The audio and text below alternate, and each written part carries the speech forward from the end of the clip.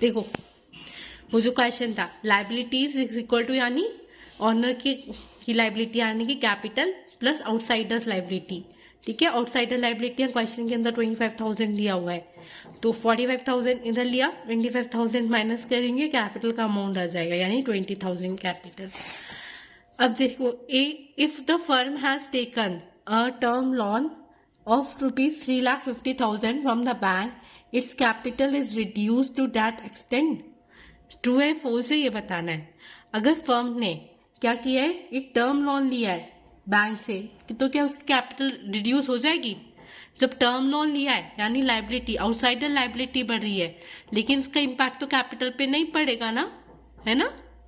तो यानी outsider liability बढ़ेगी आपकी, कैपिटल पे कोई चेंज नहीं होगा। तो this statement is the force statement. चलो आगे बढ़ते हैं।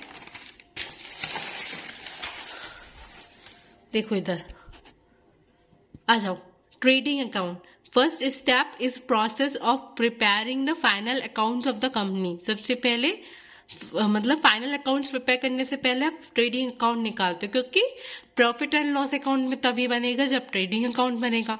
तो as the name suggest, it includes all the trading activities conducted by the business to ascertain gross profit और द लॉस, राइट?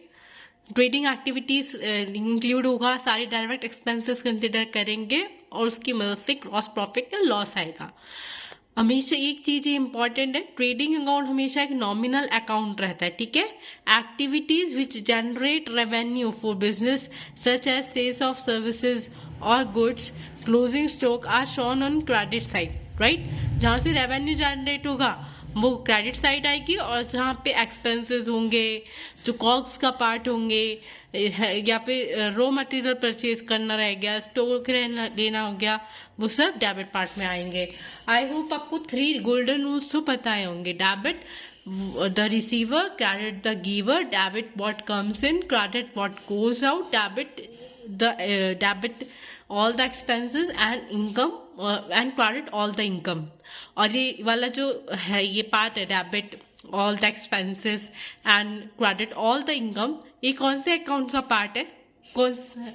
या नॉमिनल अकाउंट का पार्ट है। ठीक है, नॉमिनल अकाउंट में इनकम और एक्सपेंसेस कंसीडर किए जाता है। ठीक है, यहाँ पे देखो इसका फॉर्मेट देखो इधर, ये है हमारा ट्रेडिंग अकाउंट का फॉर्मेट। सबसे पहले टू ओपनिंग स्टॉक अमाउंट आ गया, टू परचेजेस, ये सब हमारी कौन सी साइड है? डेबिट साइड है ना? उसमें से परचेसेस में हम रिटर्न आउटवर्ड लेस करेंगे, रिटर्न आउटवर्ड बोले तो परचेस रिटर्न, है ना? तो नेट परचेसेस आ जाएंगे हमारे। और फिर एडजस्टेड वेजेस, ठीक है, आउटस्टैंडिंग एंड प्रीपेड को एडजस्ट कर लेना, समझ रहे हो? कैरेज इनवर्ट्स आपका, freight, octroi, carriage expenses, direct expenses, fuel, power, ये सब। और क्रेडिट साइड आपका आएगा बाय सेल्स, मतलब जो भी सेल्स हुई है उसमें से रिटर्न इनवर्ड लेस करोगे, आपका क्लोजिंग स्टॉक करोगे। अगर अब ये क्रेडिट साइड वाला ज्यादा है और डेबिट साइड आपका कम है, तो यहाँ पर gross profit balance sheet figure में आएगा। और अगर आपका डेबिट ज्यादा है यानी एक्सपेंसेस आपके ज्यादा है, तो आपको लॉस होगा ना, तो क्रेडिट साइड आपकी ग्रॉस लॉस की फिगर निकल कर आएगी। ठीक है, चलो जी आगे बढ़ते हैं। तो इसी टेबल से एक फॉर्मूला है, ग्रॉस प्रॉफिट कैसे निकला? इनकम वाला साइड माइनस एक्सपेंस वाला साइड। इनकम वाले साइड में आपने क्या देखा था? सेल्स थी ना, नेट सेल्स। तो सेल्स में से cost of good sold minus कर दोगे तो ग्रॉस प्रॉफिट निकल कर आ जाएगा। कॉस्ट ऑफ गुड सोल्ड कैसे निकलेगा? Change in stock plus net purchases plus direct expenses. ठीक है, अब आते हैं कुछ जनरल अकाउंटिंग कंडीशन। वैसे आपको पता ही है, एसेट का नेचर पता ही है, डेबिट होता है। तो जब एसेट इंक्रीज होगा तो आपका डेबिट बढ़ेगा।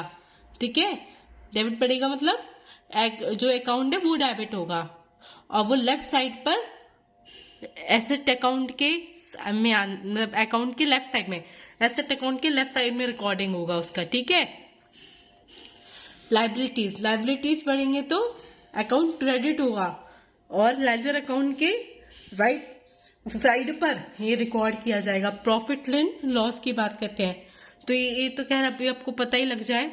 प्रॉफिट एक लाइबिलिटी है। क्यों है लाइबिलिटी? क्योंकि ऑनर का पैसा उसको वापस देना है तो कंपनी के ऊपर लाइबिलिटी है ना। And is credited to capital account. और लॉस क्या है? एसेट है एक तरीके से, क्योंकि लॉस पे तो कंपनी कोई पैसा वैसा देगी नहीं ऑनर को, तो लॉस एक तरीके से कंपनी का एसेट है और वो एक कैपिटल अकाउंट में डेबिट हो जाएगा।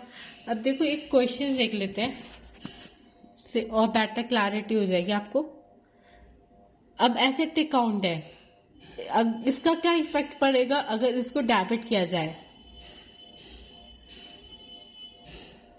डेबिट कर रहा है, एसेट डेबिट कर रहे हो और एडिशनली डेबिट कर रहे हो, तो एसेट बड़ा होगा तभी डेबिट किया होगा और एसेट कम हुआ होगा तभी क्रेडिट किया होगा। लाइबिलिटी कम हुई होगी तभी डेबिट हुआ होगा और लाइबिलिटीज बढ़ी होंगी तभी ज्यादा क्रेडिट किया होगा।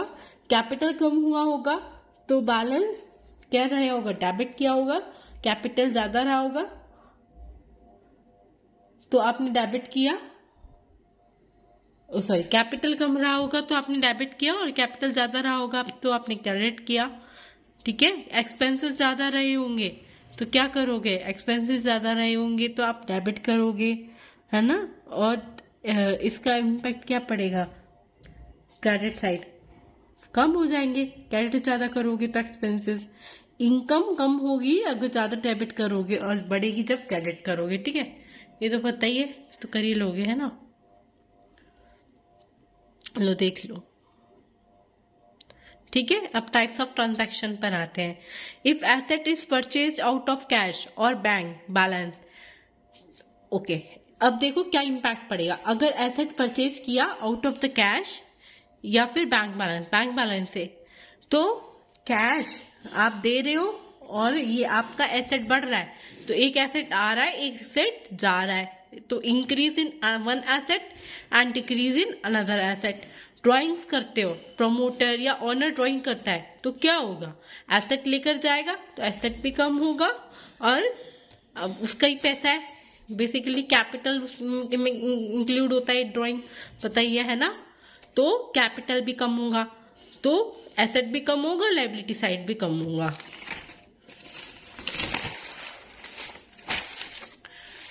अगर creditors, if creditors are paid from current assets. Okay, अगर क्रेडिटर्स को आपने करंट एसेट से पे किया है तो एसेट कम होंगे, लायबिलिटीज भी कम होंगी क्योंकि क्रेडिटर्स कम हो रहे हैं। ठीक है, purchase of assets on credit पे सामान खरीदा है, एसेट्स भी बढ़ेंगे और आप क्रेडिटर्स भी बढ़ेंगे, क्रेडिटर्स बढ़ेंगे तो लायबिलिटी बढ़ेगी, है ना। How sorry flow of additional capital. Okay, additional capital बढ़ेगी तो कैपिटल बढ़ेगी और साथ में या तो कैश लाओगे या बैंक बैलेंस लेकर आओगे, कुछ ऐसा लेकर आओगे ना तो एसेट भी बढ़ेगा, है ना। या मशीनरी लाओगे, machinery itself is an asset. तो एडिशनल कैपिटल जब भी आप लेकर आते हो तो एसेट बढ़ेगा, कैपिटल भी बढ़ेगा, यानी एसेट भी बढ़ेगा और लायबिलिटी भी बढ़ेगी। ठीक है, ओके, टुडे